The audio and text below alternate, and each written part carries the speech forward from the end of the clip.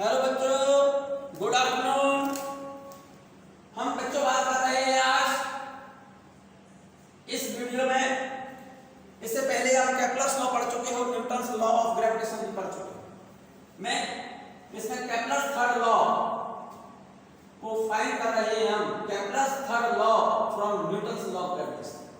Newton's law of gravitation से Kepler's third law को find कर, नोट कर लीजिए आप इसको। सिंपल सा टॉपिक है, सिंपल सी बात है, आप ध्यान से सुनिए। Kepler's third law from Newton's law of gravitation. Let a planet of mass m is moving around the sun of mass m in a circular orbit of radius r with constant angular velocity। हमने ये मान लिया है कि कोई planet है, let us take a planet m of mass m revolving around the sun of mass capital M of orbit in an orbit of radius small r as shown in figure with constant angular velocity। दो ही line बोल दिए। हमने मान लिया है कि कोई planet है जिसका मास स्मॉल है और ये सन के चारों ओर r रेडियस के सर्कुलर पाथ पर रिवॉल्व कर रहा है, जैसा कि मैंने फिगर में बना दिया है। आपने यही लिखा है, let a planet of mass small जो कोई प्लैनेट है इसका मास स्मॉल है is moving around the sun of mass capital. Sun के अराउंड सर्कुलर पाथ पर घूम रहा है कौन? प्लैनेट। इस सन का मास कैपिटल है माना है। इन अ सर्कुलर ऑर्बिट, आपने लिखा है in a circular orbit of radius small r with constant angular velocity. Revolve करते समय इस प्लैनेट की एंगुलर वेलोसिटी कांस्टेंट बोल रहा है।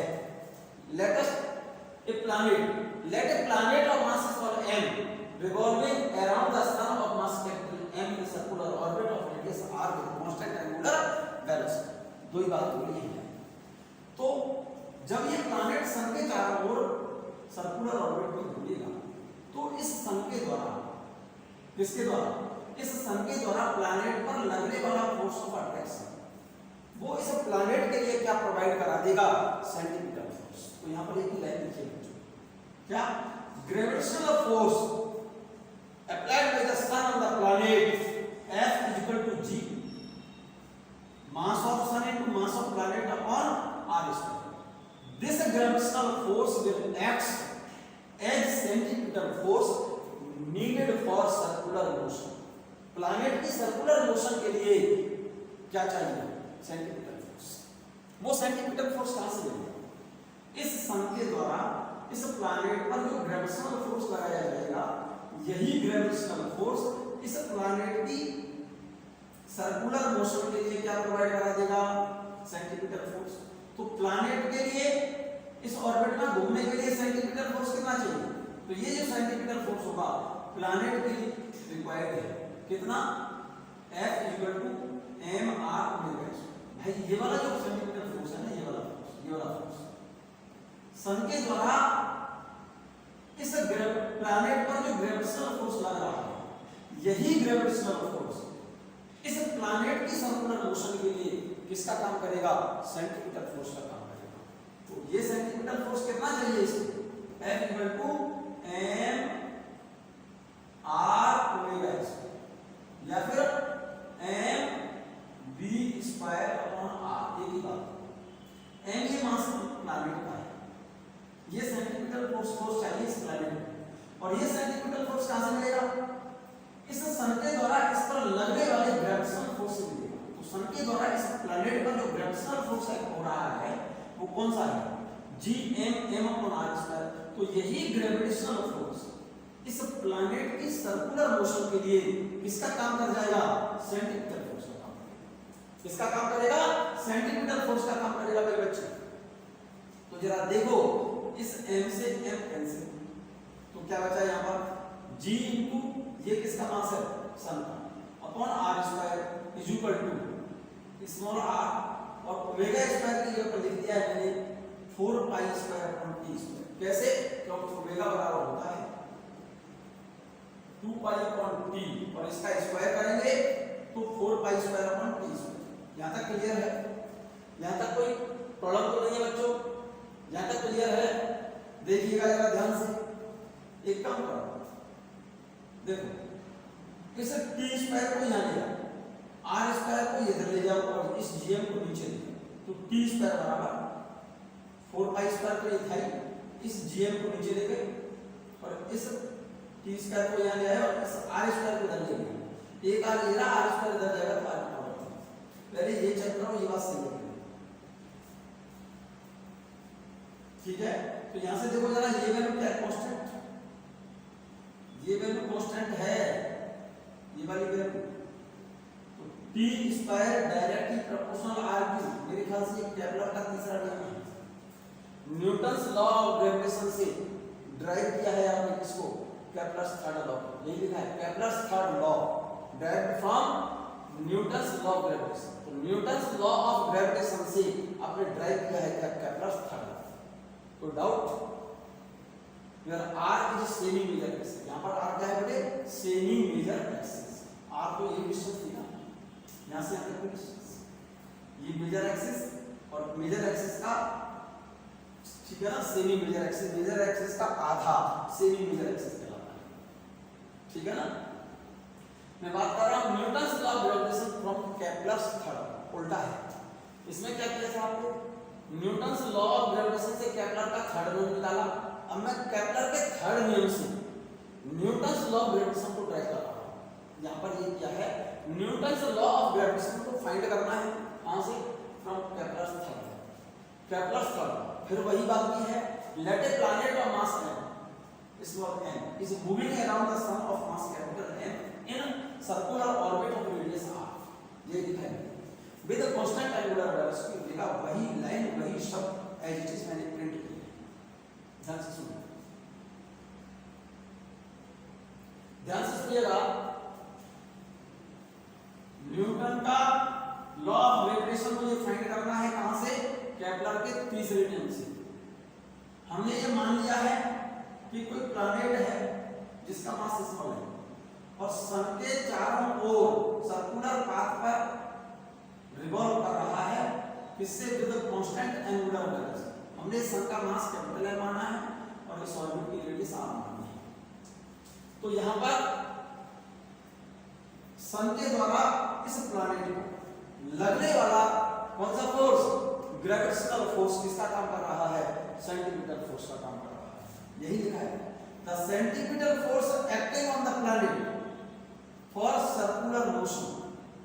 भाई इस प्लैनेट पर सेंटीमीटर फोर्स कितना एक्ट होगा? सेंटीमीटर फोर्स बराबर क्या होता है? F = m r omega square होता है। अरे भाई सेंटीमीटर फोर्स प्लैनेट पर कितना लगेगा?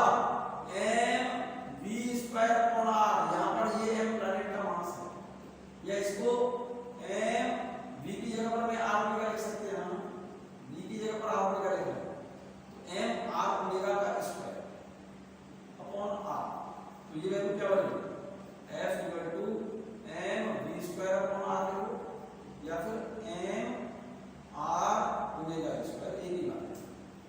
ये लिखा centimetre force acting on the planet for circular motion F = m r omega square. m × r omega square की जगह पर 2 पाई का स्क्वायर, तो ये वैल्यू क्या हो जाएगी? 4 pi square upon t square. तो 4 pi square m × r, 4 pi square तो ये रहा, m r ये रहा अपॉन t स्क्वायर ये रहा। यहां तक कोई प्रॉब्लम तो नहीं? t square for Kepler's third law, t square की जगह पर लिख सकता हूं kr। t यहां पर time period of planet around the sun, ठीक है ना? So according to Kepler's third law t square is a directly proportional r cube. तो t square kr cube, k is constant, तो इस t स्क्वायर की जगह पर kr क्यूब सब्स्टिट्यूट कर दो। यहां से t स्क्वायर की वैल्यू हटाओ ये और यहां पर फिट कर दो। ये यहां पर प्रोपोर्शनलिटी कांस्टेंट है, f = 4 pi square m r upon t square की जगह पर kr। इस t स्क्वायर की जगह पर यहां से kr क्यूब लिख दो। क्लियर? तो जरा गौर से देखो, इस एक r से इसमें से एक पावर कम कर दो, तो यहां क्या बचेगा? r² बचेगा ना। देखो जरा गौर से, तो क्या बचा? 4 पाई स्क्वायर ये रहा, के ये रहा m, और एक r से एक पावर कम कर दी तो r स्क्वायर। यहाँ तक क्लियर है? यहाँ तक क्लियर है? देखिएगा ये सब कांस्टेंट है, ये सब कांस्टेंट है। f directly proportional m upon r square, ये न्यूटन्स लॉ ऑफ ग्रेविटेशन है मेरे बच्चा। कैसे है ये आप भी चेक करके देखो जरा गौर से। ये न्यूटन्स लॉ ऑफ ग्रेविटेशन नहीं है एक्चुअल में 4 पाई स्क्वायर अपॉन k की जगह पर जो है ना 4 pi square upon k directly proportional m के है, और ये प्रोपोर्शनलिटी साइन हटाते हैं तो 4 पाई स्क्वायर अपॉन k बराबर होता है g into m। तो 4 पाई स्क्वायर अपॉन k ये वैल्यू कितने की जगह पर आई है? g into m की जगह पर आया है। g into m यहां पर हम सब्स्टिट्यूट कर देंगे तो फार्मूला आपका आ जाएगा f equal to g m into m upon r square। ये Newton's law of gravitation, which is Newton's law of gravitation, यही न्यूटन्स लॉ ऑफ ग्रेविटेशन मेरे बच्चा। क्लियर है? मैं बात कर रहा हूं derivation of Kepler's second law of area. बहुत इंपॉर्टेंट पॉइंट है, जरूरत से ज्यादा इंपॉर्टेंट पॉइंट है। फिर से मैं बोल रहा हूं, आप इसको नोट कर लेना, नहीं तो क्वेश्चन प्रॉब्लम जो है वो आपसे हो सकता है ना नहीं। डेरिवेशन आप ये ना सोचें कि हम डेरिवेशंस क्यों करें, एग्जाम में नहीं आते, नहीं, बिना डेरिवेशन के क्वेश्चन सॉल्व नहीं होगा। आपसे फिर से मैं चैलेंज के साथ कह रहा हूं, derivation of Kepler second law of area note करिए आप इसको मेरे साथ नोट करिएगा। It can be derived from the conservation of angular momentum, मतलब Kepler second law of area, law of Kepler second law को हम ड्राइव कर सकते हैं कहां से? कंजर्वेशन ऑफ एंगुलर मोमेंटम से। Kepler second law of area can be derived from conservation of angular momentum. Suppose a planet moves from P to P dash in a small time interval delta t. हमने ये मान लिया है कोई planet P से P dash तक पहुंचा और P से P dash तक जाने में time small time delta t है। यहां से देखो कोई planet है, planet को P से P dash तक जाने में टाइम कितना लग रहा है? Delta t। The radius vector कितना होगा? यहां से रेडियस वेक्टर हमने कितना मान लिया? r sweeps out an area delta a in given time. Delta a equal to इस रेडियस वेक्टर r के पास डेल्टा t समय में स्वेप एरिया कितना होगा? ये वाला एरिया, ये स्वेप एरिया। तो ये स्वेप एरिया जो निकालने के लिए क्या करो? इस वाले एक तरह से ट्रायंगल बन गया, ट्रायंगल बन गया ना, तो इस ट्रायंगल का एरिया निकालो, हाफ बेस इनटू हाइट, यहां से यहां तक की डिस्टेंस, और यहां से यहां तक की डिस्टेंस हमने कितनी मान रखी है? डेल्टा। फिगर बना लो अच्छे से। इस रेडियस वेक्टर के द्वारा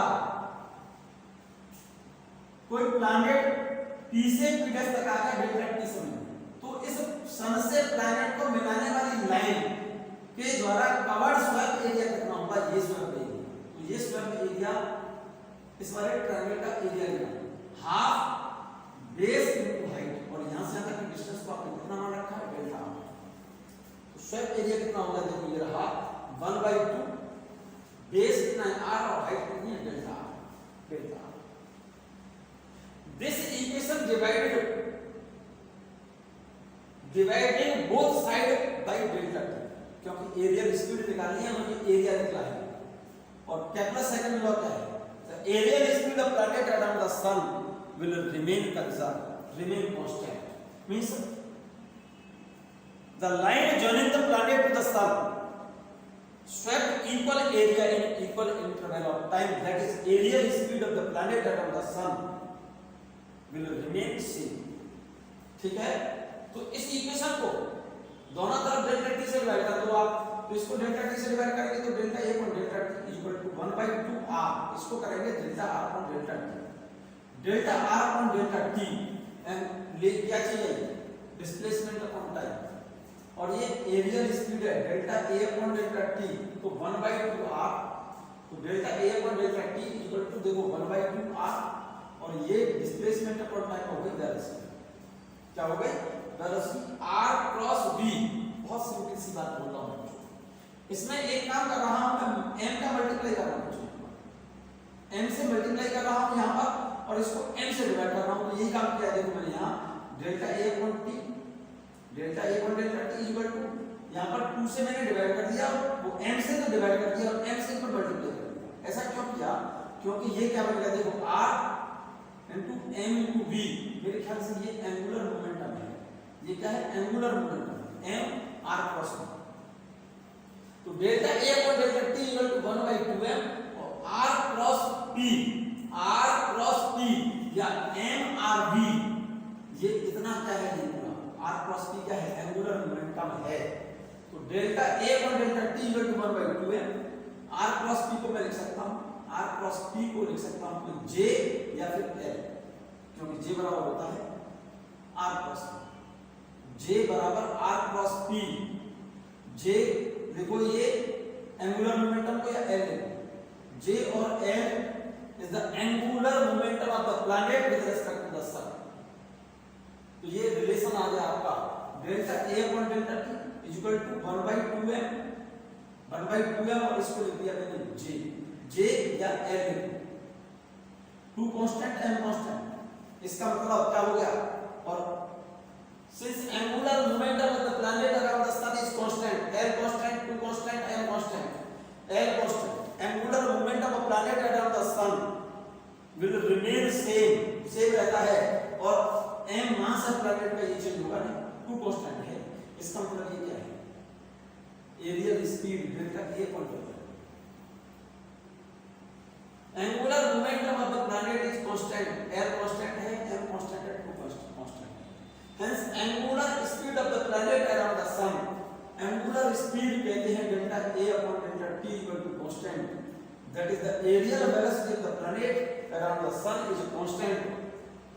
This is the Kepler's second, ये Kepler's second law है, इसको इस रिलेशन को अच्छे से ठीक से ध्यान रख सकते हो तो बहुत अच्छी बात है, ठीक है ना।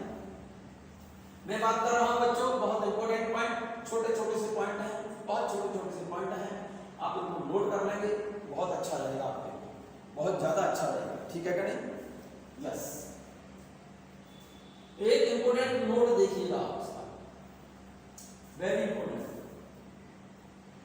न्यूटन्स लॉ ऑफ ग्रेविटेशन आपने पढ़ा है, force between two mass bodies F equal to G m1 m2 by r², ये न्यूटन्स लॉ ऑफ ग्रेविटेशन है।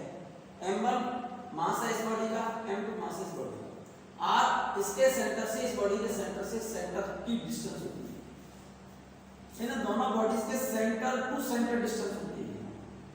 r क्या है, इसके सेंटर से इसके सेंटर तक की होती है, ये वाली सेंटर टू सेंटर डिस्टेंस होती है, ये बात को आप ठीक से याद रखेंगे, ठीक है।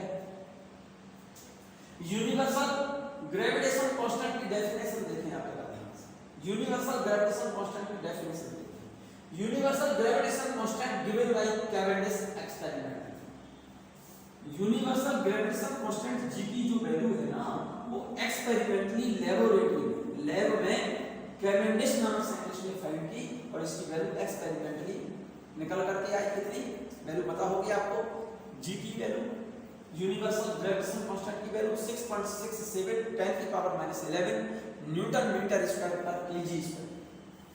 इफ m1 बराबर m2 बराबर m and r equal to 1 then g equal to, आपने न्यूटन्स लॉ ऑफ ग्रेविटेशन का ये तो पढ़ा है, m1 m2 upon r square. आपने लिखा इफ m1 बराबर m2 बराबर m इक्वल टू 1, ठीक है ना, एंड सेपरेटेड दो बॉडीज एक दूसरे से कितनी सेपरेशन पर है, r यूनिटी, यहां पर 1 यहां भी 1 यहां भी 1, तो g इक्वल टू क्या हो जाता है, तो न्यूटन्स लॉ ऑफ ग्रेविटेशन से आपने इसको डेफिनेशन दी है, देखिएगा दो बॉडीज जिनका मास क्या है यूनिट और दोनों एक दूसरे से कितनी सेपरेशन पर यूनिट डिस्टेंस पर हो, तो दोनों बॉडीज के बीच लगने वाला force of gravitation, gravitational force of attraction क्या बेटा यूनिवर्सल ग्रेविटेशन कांस्टेंट कहलाता है। यही लिखा है मेरे बच्चे, the universal gravitation constant g is numerically equal to the force of attraction acting between two bodies which have a mass unity and are placed unit distance apart. कहीं कोई problem नहीं होनी चाहिए। Universal gravitation constant is numerically equal to the force of attraction acting between two bodies whose mass is unity and separated at unit distance. Clear?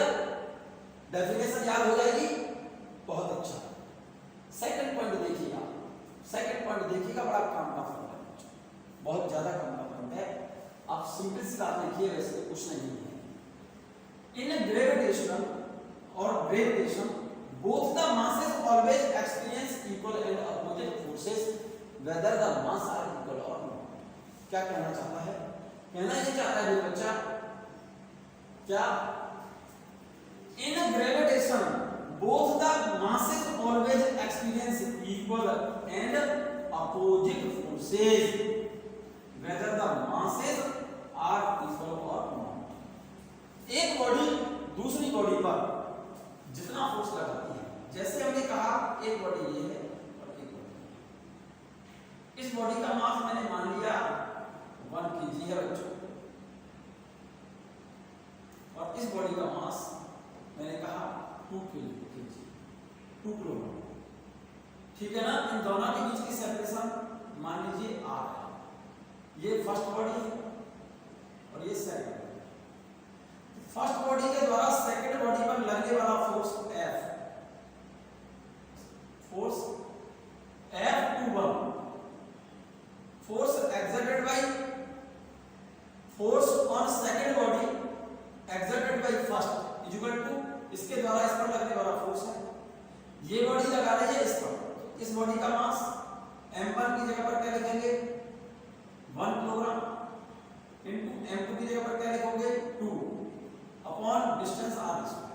ठीक है? इस body ने इस पर फोर्स इधर लगाया, कितना F12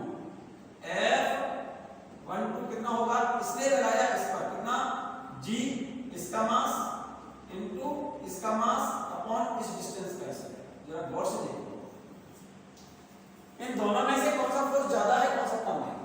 मेरे ख्याल से इस फोर्स में 1/2 लिखा है और इसमें लिखा है 2/1, कोई फर्क नहीं पड़ रहा। मेरे ख्याल से ये फोर्स और ये फोर्स दोनों सेम है।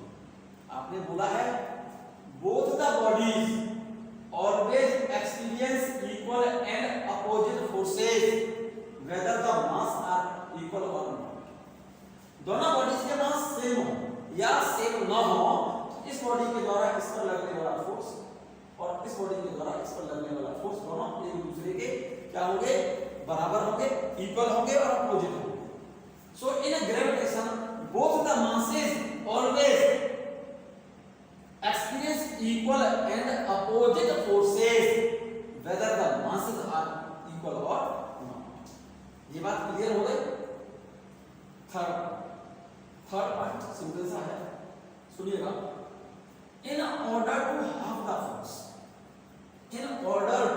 the force, ये बड़ा काम का पॉइंट लिखा है। In order to halve the force को हाफ करना है, ये फोर्स हाफ है, then distance become √2 times, then r is to be made √2 times, that is r increased by 41.4%। ये बात आपको शायद समझ में नहीं आई। F आपने लिखा है G(m1m2)/r², यही न्यूटन्स लॉ ऑफ ग्रेविटेशन बता रहा है। अगर हम दोनों बॉडी जो है इनका मास m1 और इसका मास m2 और इनके बीच की सेपरेशन r है, तो इनके बीच में फोर्स कितना है भाई? G(m1m2)/r²। ये तो है। अब इस फोर्स को हमें आधा करना है, क्या करना है? हाफ करना है। तो डिस्टेंस को कम करें या ज्यादा करें? डिस्टेंस को बढ़ाना पड़ेगा, तभी तो फोर्स घटेगा, और ये फोर्स हाफ करना है, इस फोर्स को हाफ करना है। कितना करना है? हाफ करना है। नया फोर्स कितना रखना है? हाफ रखना है। ये कह रहा है in order to half the force को in order to half the force को आधा करना है। इस फोर्स को, ये फोर्स आधा कब होगा मेरे बच्चे? फोर्स हाफ कब होगा? जब आर को बेटे √2 टाइम्स करना। भाई क्या क्या कांस्टेंट हो गया? जी कांस्टेंट है, m1 कांस्टेंट है, m2 कांस्टेंट है, तो force reciprocal of r square होगा। फोर्स हाफ है, r को नई वाली r √2 टाइम्स कर दो। r की जगह पर √2r लिखोगे, इस r की जगह पर आप नया वाला जो r लिखोगे ना √2r, और इसका करोगे स्क्वायर, स्क्वायर हो रहा है ना, और इसका स्क्वायर करोगे तो क्या हो जाएगा? 2r स्क्वायर हो जाएगा ना। ये 2r स्क्वायर होने का तभी तो 2 नीचे आएगा, और 2 नीचे आएगा इसका मतलब क्या? फोर्स 1/2 टाइम्स होगा। इसका मतलब नई वाली जो डिस्टेंस होगी पहले वाली डिस्टेंस से कितनी हो गई? √2 टाइम्स हो गई। नई वाली जो डिस्टेंस होगी मेरे बच्चे, वो पहले वाली डिस्टेंस से कितनी करनी पड़ेगी आपको? √2 टाइम्स, तब ये फोर्स क्या होगा? हाफ होगा। और new distance become √2 times. √2 times का मतलब क्या होगा? मैं यहां पर इसको √2 टाइम्स का मतलब क्या होगा? √2 टाइम्स का मतलब हो गया 2 का रूट कितना होता है? 1.414 टाइम्स ऑफ इनिशियल वैल्यू, और 1.41 का 4 का मतलब क्या हो गया? ये वाली डिस्टेंस मेरे ख्याल से इस वाली डिस्टेंस, इस आर से, इस वाली आर से, ये वाली डिस्टेंस इस आर से कितनी ज्यादा है? ये डिस्टेंस इससे कितनी ज्यादा है? 0.4141 में, तो ये कितनी परसेंट बढ़ा गई? 41.4%। यही लिखा है, देखो ऊपर, in order to half the force, force half करने के लिए r को क्या करना पड़ेगा? r is to be made √2 times, r को √2 टाइम्स करना होगा।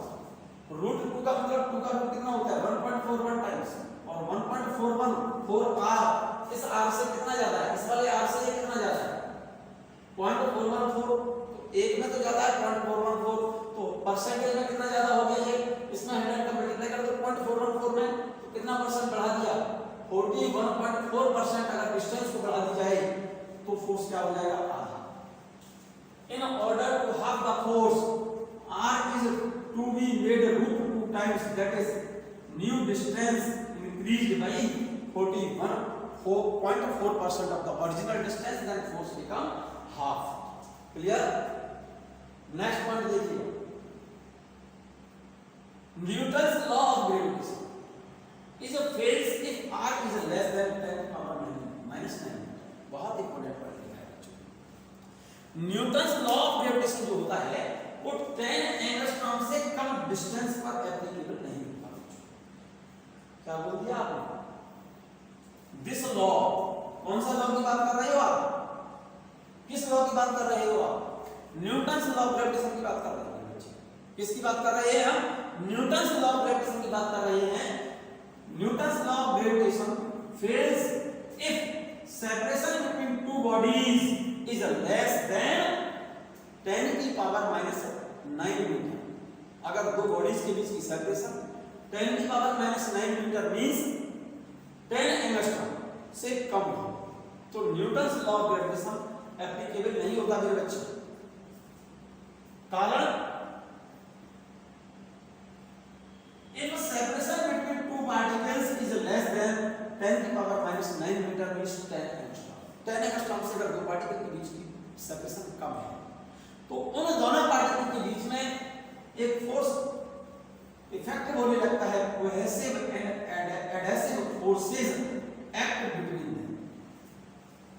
अगर दो पार्टिकल के बीच की सेपरेशन 10⁻⁹ मीटर के बराबर या उससे ज्यादा है तो Newton's law of gravitation applicable है। और अगर दो पार्टिकल के बीच की सेपरेशन कितने से 10⁻⁹ मीटर के बराबर या उससे कम हो, मींस 10 एंगस्ट्रॉम के ऑर्डर की हो या उससे कम हो, उस केस में कोहेसिव और एडहेसिव फोर्स एक्ट होते हैं बच्चों। कोहेसिव और एडहेसिव फोर्स लाप्लास फोर्स बोलते हैं, और लाप्लास फोर्स वेरी करते हैं F इनवर्सली प्रोपोर्शनल r⁸ ये फोर्सेस को लाप्लास फोर्स बोलते हैं। ठीक है ना। अगर दो पार्टिकल के बीच की सेपरेशन 10 की पावर माइनस 9 मीटर से कम है या 10 एंगस्ट्रॉम से कम है तो Newton's law of gravitation applicable नहीं होता।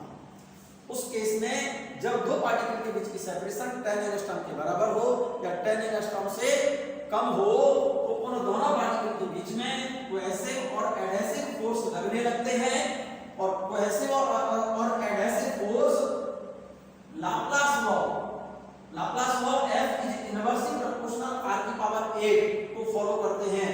वो इनवर्स स्क्वायर लॉ को फॉलो नहीं करते।